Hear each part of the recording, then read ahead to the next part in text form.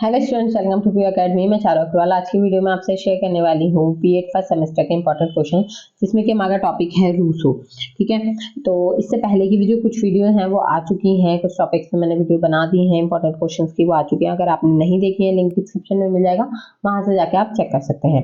तो चलिए वीडियो को स्टार्ट करते हैं। उससे पहले अगर आप चैनल पर नए हैं तो चैनल को सब्सक्राइब कर लीजिए और नोटिफिकेशन बेल को प्रेस कर दीजिएगा, जिससे आने वाली वीडियो की नोटिफिकेशन आपको मिलती है। तो देखिए, पहला क्वेश्चन है आपका, रूसो के अनुसार शिक्षा क्या है। ठीक है, यानी कि शिक्षा को रूसो ने क्या माना है वो आपको बताना है। तो आंसर देखिए, रूसो के अनुसार शिक्षा एक कृत्रिम नहीं स्वाभाविक प्रक्रिया है। यह एक आंतरिक विकास है, ना कि एक बाह्य समृद्धि। शिक्षा प्राकृतिक मूल प्रवृत्तियों और रुचियों में कार्यशीलन से प्राप्त होती है, ना कि बाह्य शक्ति की प्रक्रिया से। शिक्षा प्राकृतिक शक्तियों का एक विस्तार है, सूचनाओं का संग्रह नहीं। शिक्षा स्वयं जीवन है, ना कि बाल्य जीवन की रुचियों एवं विशेषताओं से दूर माली जीवन की एक तैयारी। तो रूसो के शब्दों में अगर हम सही से बताएं कि उन्होंने शिक्षा को क्या माना है, तो वो कहते हैं कि सच्ची शिक्षा वह है जो व्यक्ति के अंदर से प्रस्फुटित होती है, यानी कि व्यक्ति के अंदर से ही फूटती है। यह व्यक्ति की अंतर्निहित शक्तियों की अभिव्यक्ति है, यानी कि उसके अंदर की जो शक्तियां होती हैं उसी की अभिव्यक्ति क्या है, शिक्षा है। ठीक है, ये कोई बाहरी चीज नहीं है, कोई ऐसी चीज नहीं है जिसे बाहर से दे दिया जाए या बाहर से प्राप्त कर लिया जाए। ठीक है, या कोई सूचनाओं का संग्रह नहीं है कि ये भी ज्ञान लिया, ये भी लिया तो वो सूचनाएं आपने अपने पास जमा कर ली और इसका मतलब आप शिक्षित हो गए, ऐसा नहीं है। शिक्षा क्या है, आपका जीवन है। ठीक है, आप जो सीखते हैं, आप जो जानते हैं, वो क्या है, शिक्षा है। आपके अंदर से शिक्षा का जन्म होता है। ठीक है, आगे देखिए,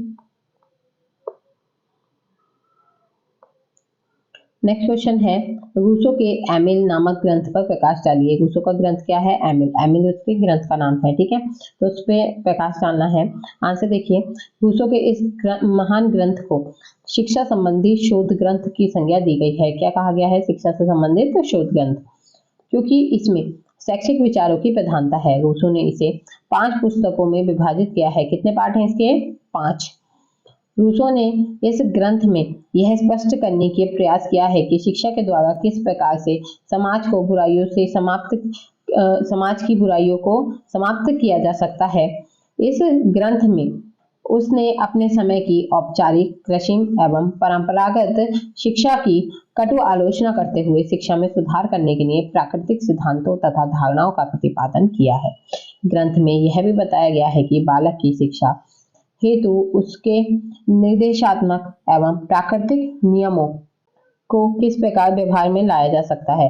रूसो इस ग्रंथ में एमिल नामक एक काल्पनिक बालक की शिक्षा का वर्णन करता है, जिसको वह समाज से अलग एक आदर्श शिक्षा के द्वारा शिक्षा प्रदान करता है। इस ग्रंथ में शैशव, बाल्य, किशोर एवं पूर्ण अवस्था, स्त्री शिक्षा, शिक्षा के उद्देश्य, शिक्षण विधि, पाठ्यक्रम, अनुशासन एवं सह शिक्षा आदि विचारों के दर्शन होते हैं। तो देखिए, यहाँ पे क्या है, एमिल नाम का एक बच्चा है जिसके बारे में रूसो ने अपनी पुस्तक में बताया है। ये क्या है, एक काल्पनिक बालक है, यानी कि असली कहानी नहीं है, ये काल्पनिक कहानी है। ठीक है, जिसमें क्या है, वो जो बालक है, ठीक है, समाज में एक अलग तरह से आदर्श शिक्षा क्या है वो प्रदान करता है, यानी कि उसे एक आदर्श शिक्षा मिलती है। तो इस ग्रंथ में हमें क्या क्या मिलेगा, शैशव, बाल्य, किशोर और पूर्ण अवस्था, यानी कि हर तरीके की जो अवस्था होती है उसमें स्त्री शिक्षा, शिक्षा के उद्देश्य, शिक्षा विधि, पाठ्यक्रम, अनुशासन, सह शिक्षा आदि बहुत से विचार ऐसे हैं जो हमें यहाँ पर जानने के लिए मिलेंगे। आगे देखिए, नेक्स्ट क्वेश्चन है, रूसो की निषेधात्मक शिक्षा यानी कि नेगेटिव एजुकेशन का संक्षिप्त विवरण दीजिए। तो इसके देखिए कुछ विशेषताएं यहाँ पे बताई गई हैं निषेधात्मक शिक्षा की। पहली है, निषेधात्मक शिक्षा किसी भी प्रकार की आदत डालने का विरोध करती है। नेक्स्ट है, निषेधात्मक शिक्षा बालक के मस्तिष्क पर बल डालने वाली किसी भी क्रिया को न करने पर बल देती है।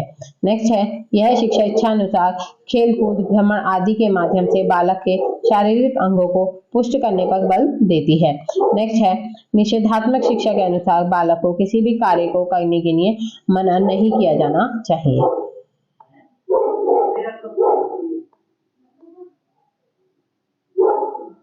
नेक्स्ट है, हानिप्रद परिणाम देखकर यह स्वयं जान लेगा कि उसे क्या नहीं करना चाहिए। नेक्स्ट है, प्रणों के आचरणों तथा अनुभवों को दूर हटाकर वाचक को स्वानुभव तथा स्वनिरीक्षण द्वारा सीखने पर बल देती है। नेक्स्ट, धर्म, नैतिकता, आध्यात्मिकता आदि के विचारों से बालक को दूर रखती है, क्योंकि निश्चित उम्र के पश्चात वह उसे स्वयं सीख लेगा। तो यहाँ पे निषेधात्मक शिक्षा क्या करती है कि बच्चों को जो है वो अलग रखती है, धर्म, नैतिकता, आध्यात्मिकता सभी तरीके के विचारों से अलग रखती है, क्योंकि एक उम्र के बाद यानी कि जब हम शिक्षा लेते हैं तो शिक्षा में हम एक उम्र आने तक सब कुछ खुद अनुभव कर लेते हैं और खुद ही सीख जाते हैं। नेक्स्ट है, पुस्तकीय ज्ञान का विरोध करती है। इस शिक्षा के अनुसार बाल्यकाल में पढ़ना पाप है। तो यहाँ पे ये वाली जो निषेधात्मक शिक्षा है वो कहती है कि बच्चे को बाल्यकाल में सीखने देना चाहिए, यानी कि वो अपने अनुभवों से सीखेगा। पुस्तकीय ज्ञान को ये विरोध करती है, मतलब पुस्तकीय ज्ञान यानी कि जो बचपन से हम पढ़ते हैं, बच्चों को किताब थमा दी और किताब में जो घिसा पिटा ज्ञान है, जो एक सीमा बंधी हुई है, वो हमने दे दिया, तो उस चीज का विरोध करती है। क्योंकि जैसे कि मैंने आपको बताया कि जब हम एक ही काम को 4 लोगों को देते हैं तो 4 लोग उससे अलग अलग अनुभव करेंगे, अलग अलग चीजें सीखेंगे, अलग अलग एक्सपीरियंस लेंगे, तो वही चीज यहाँ पे इसे मानती है। तो देखिए, निषेधात्मक शिक्षा वह शिक्षा है जो उसे ग्रहण करने वाली इंद्रियों को पहले संपुष्ट बनाती है और ज्ञानेंद्रियों के उचित उपयोग से बालक में तर्क शक्ति का विकास करने का अवसर प्रदान करती है, ताकि उसके भविष्य का मार्ग प्रशस्त हो सके। ज्ञान को प्रत्यक्ष रूप से ही बालक तक पहुंचाना सच्ची शिक्षा है। निषेधात्मक शिक्षा सुस्ती का समय नहीं बल्कि उसके बिल्कुल प्रतिकूल है। यह त्रुटियों से बालकों की रक्षा करती है, ना कि उसे सद्गुण प्रदान करती है, और ऐसे मार्ग की ओर ले जाती है जिससे उचित अवस्था तक पहुंचने पर वह सत्य को प्राप्त कर सके और साथ ही अच्छाई को भी पहचान सके।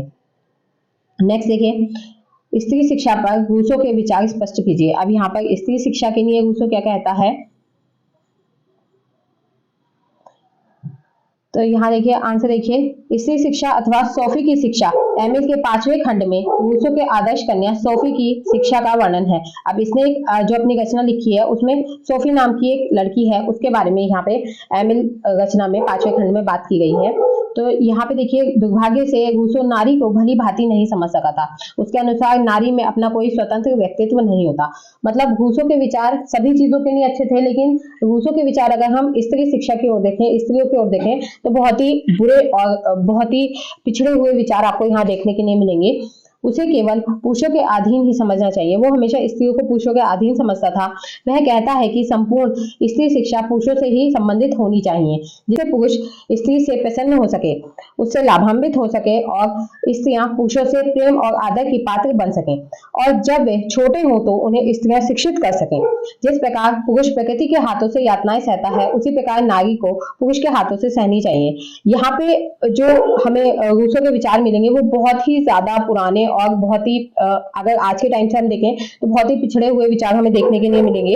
आगे देखिए, उन्हें सीना कसीदा, पच्चीकारी तथा चित्रकला सीखनी चाहिए, जिससे वे पुरुष को प्रसन्न करने के लिए अच्छे ढंग से श्रृंगार कर सकें। बालिका को आज्ञाकारी होना चाहिए तथा पति के अत्याचारों को बिना शिकायत के सहना चाहिए।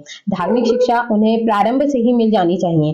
प्रत्येक लड़की को अपनी माँ के धर्म का और प्रत्येक पत्नी को अपने पति के धर्म का पालन करना चाहिए। रूसो नहीं चाहता था कि स्त्री शिक्षा, दर्शन, कला या विज्ञान का अध्ययन करे।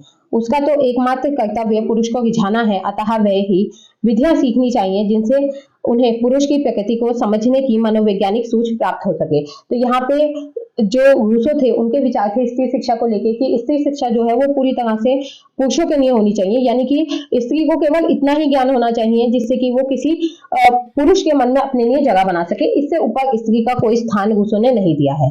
ठीक है, तो यहाँ पे आपकी वीडियो कंप्लीट होती है, टॉपिक कंप्लीट होता है। तो आई होप वीडियो आपको पसंद आई होगी। वीडियो पसंद आए तो वीडियो को लाइक कीजिएगा, शेयर कीजिएगा अपने दोस्तों के साथ, और चैनल को सब्सक्राइब करना ना भूलें।